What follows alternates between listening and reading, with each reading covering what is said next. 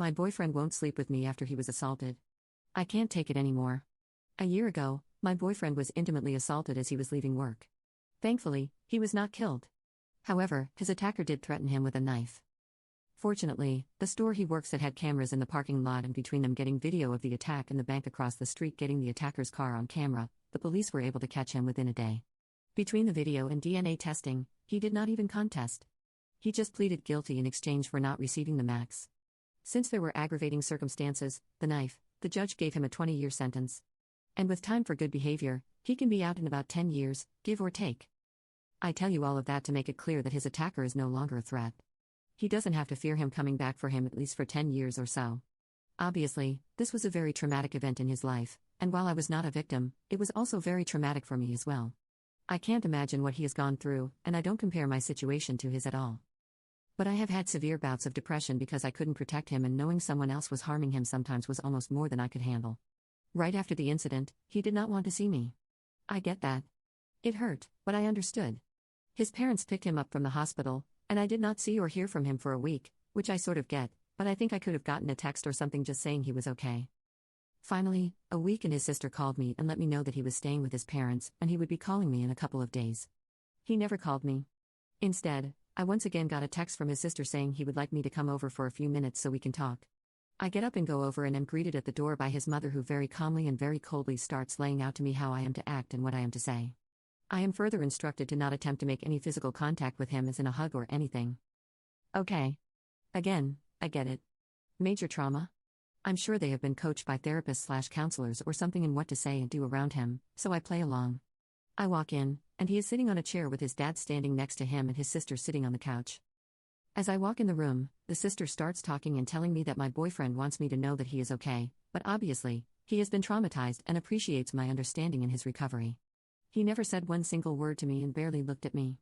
Again, this was right after the event, and I'm understanding that this is how it has to be. But honest to God, that entire conversation was just awkward as hell. I leave, go home, and attempt to focus on how I can help him. I started Googling how to deal with an intimate assault survivor and what I can expect. He starts going to therapy initially 2 times a week, then after 2 months, it goes down to 1 day a week. In the meantime, he finally makes contact with me and asks to meet at a coffee shop. I get there, and he is already there and waiting. At this point in time, they had him so medicated that I was dealing with a zombie for the most part. There was no emotion and he was very methodical in his speech.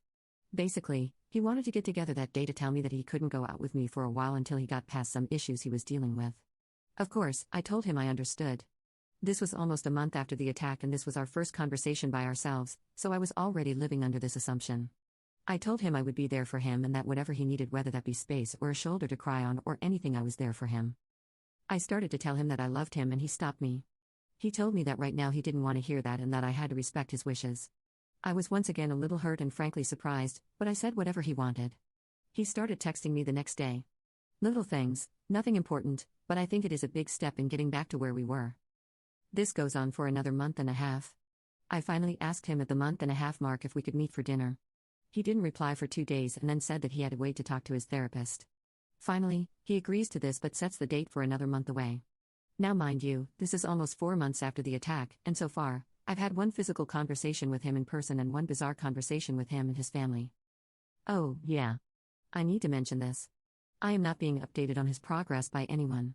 Granted, I realize that I am not officially family nor am I entitled to do anything, but it would have been nice to just get a text or call or something from someone telling me that he was doing good in therapy or was not or anything. We went out to eat at a small bistro that we ate at all of the time. I met him there and I was waiting for him to show up. After sitting for a half-hour waiting, I texted to see what was up. I just got a text of on my way. He finally arrives and sits down. I asked him how he had been and he snapped at me and told me to not ask him personal questions. We ate and after dinner, I wanted to just sit and talk because I missed the person I had talked to almost every day for the previous 3 years. But when he was done eating, he said that he was ready to go home. I asked him if he could stay for just a few minutes to talk, but I could see that he was becoming physically anxious and I did not want to upset him, so I said that I loved him and missed him. He just walked away. He goes back to texting me the next day like nothing had been wrong. We actually start to see each other once a week for lunch, and he is getting more and more comfortable with being out. So he sits and talks a while.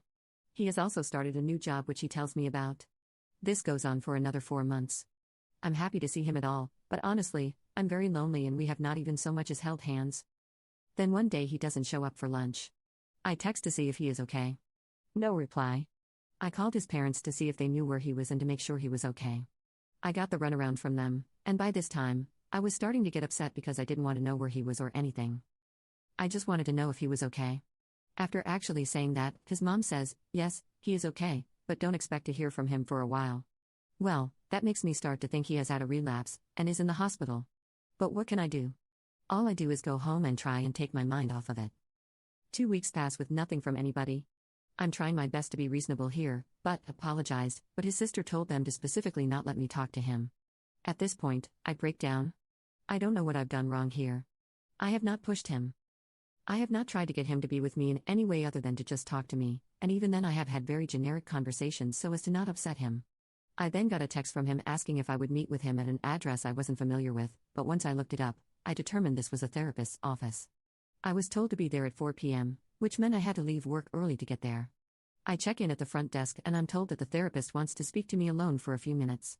She comes in and I now know where the parents were getting this from because after formally greeting me, she then started to provide me with a list of do's and don'ts. She then told me that my boyfriend wanted to speak to me and had something to tell me. I go in and he is sitting on one chair and I am instructed to sit in the other. He has a box of tissues and has been crying. The therapist told me that I was there because my boyfriend had something to tell me and that he wanted the safety of the therapist's office to feel safe. He then proceeded to tell me that the reason he did not meet me for lunch that day was because he was with another girl, somebody from his new job, and they had been intimate with each other. He might as well have taken a gun out and shot me. It couldn't have hurt anymore. I just dropped my head and began to cry. The therapist then pipes in with some logic about him taking back his intimacy since he was attacked and how this wasn't cheating in the same sense as normal cheating. My boyfriend,